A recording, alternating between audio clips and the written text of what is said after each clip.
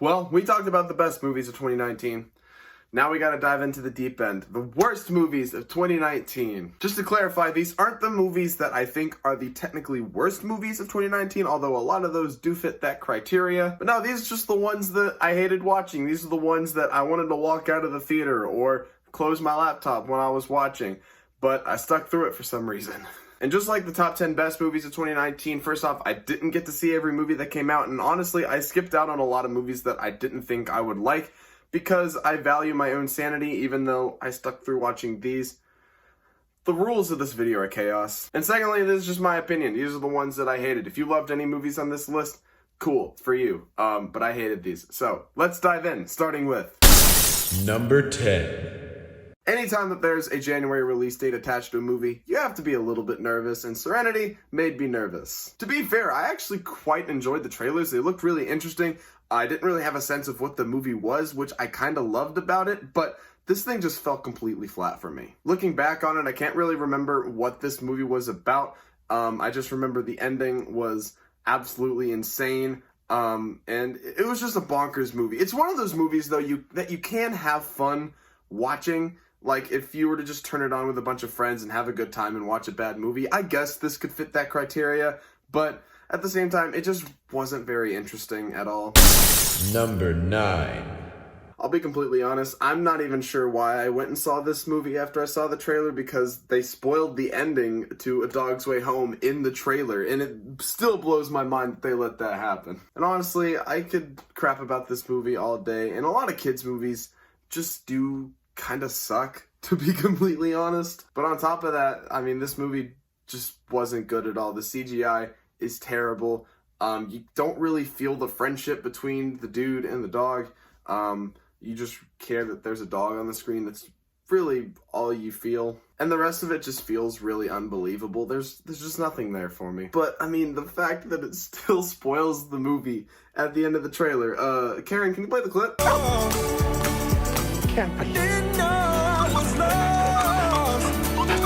Yeah, that's in the actual trailer. Anyways, yeah, this movie's not good. Number 8. This was the very first movie that I saw in theaters in 2019, and it stuck around for the bottom 10. Escape Room was just not a good movie. I do have to give it props, though. It does try to be original. It tries to pull off a horror thriller movie with a new concept that I had never seen before, and I thought that was interesting about it. I just think the execution was really lousy. A lot of the plot devices and the plot twists just don't work. They don't make any sense, especially the ending. The ending makes no sense whatsoever, but apparently they're making a sequel, so we'll see what that was all about. And on top of that, I just don't really feel the chemistry between any of the characters, so it was interesting. I appreciate it trying to do something original, but the execution was just awful. Number 7. XMen has had its ups, it's had its downs.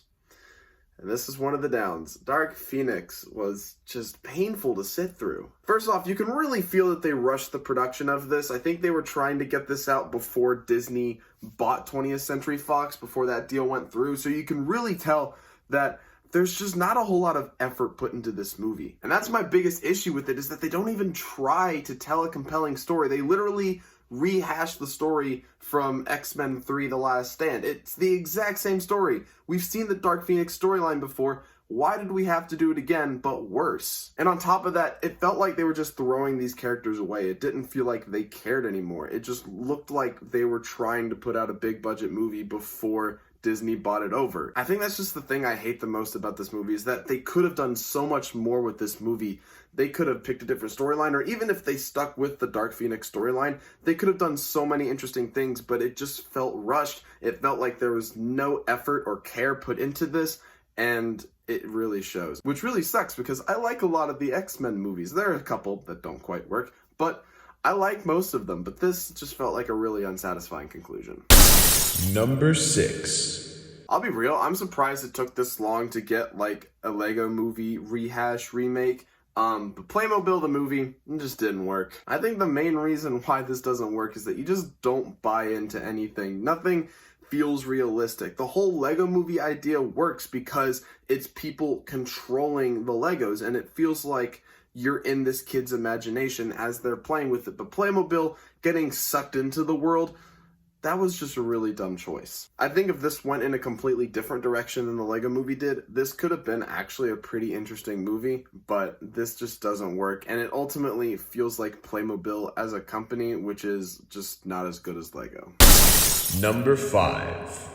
Walking out of the theater, I did not expect to hate The Lion King as much as I did, but I freaking hated this movie. Talk about not taking chances. This movie literally does nothing to separate itself from the original. I mean, literally, this is just the 1994 Lion King, even down to the dialogue and to the shots. And of course, they changed the music, which doesn't work at all. They changed Be Prepared, which is this like military style like march, which is epic, sung awesomely by Jeremy Irons, and then they make it this like, I don't even know. It's just off. It's weird. They ruined one of my favorite Disney songs. I hate it. And on top of that, they took out one of my favorite musical motifs and they inserted a Beyonce song. So there's that. Thanks, Disney. Appreciate it. I won't lie. I think Billy Eichner and Seth Rogen as Timon and Pumbaa are pretty funny, but they're funnier in the 1994 version, so just watch that. Number 4. When I found out that David Harbour was playing Hellboy, I thought that was perfect casting. I was ecstatic for this movie, and it falls so flat. I was just bored watching this at the end of the day. That's really all I have to say about it. It was just a boring movie. I didn't like it at all. Number 3. Alright, look, the only reason that The Fanatic isn't the worst movie that I've seen all year is because this movie is a crap ton of fun. I really wish I was doing reviews when I watched this movie because this movie's wild, man. I mean, you got John Travolta in the lead. You've got Fred Durst of Limp Bizkit directing this thing. It's perfect. This is the perfect so bad it's good movie. Oh my gosh, it was so much fun too. I mean, I could go on and on about the decisions made in this movie and how awful it is. But that's a video for another time. Just know that this is an awful movie.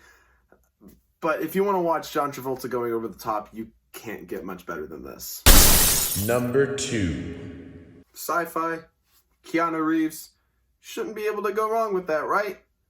Replicas did. This is just not that good of a movie at all. This is awful. There are some really bad creative decisions here, particularly with the characters. And with the story, there's just so much wrong with this movie. Before watching this, I had never disliked Keanu Reeves in anything, but Keanu Reeves' character in this movie, he's a messed up dude, and I just could not stand his character or this movie as a whole. The CGI is awful, the execution is just lousy, and I don't know, it was just dumb. It was really dumb, and it was a really bad movie.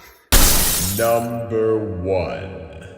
Look, you already know what it is. Cats, that was the worst movie I saw this year. And I don't think this one was technically the worst, but this is definitely the experience I dreaded the most. I mean, what more is there to say that hasn't already been said already? I mean, the CGI is atrocious. I'm not gonna go see it after they updated the CGI. I will not do that to myself because the CGI isn't the worst part, even though it's really bad. Now, the worst part of this movie is that there's just no story. There's nothing going on in this movie that makes any sense.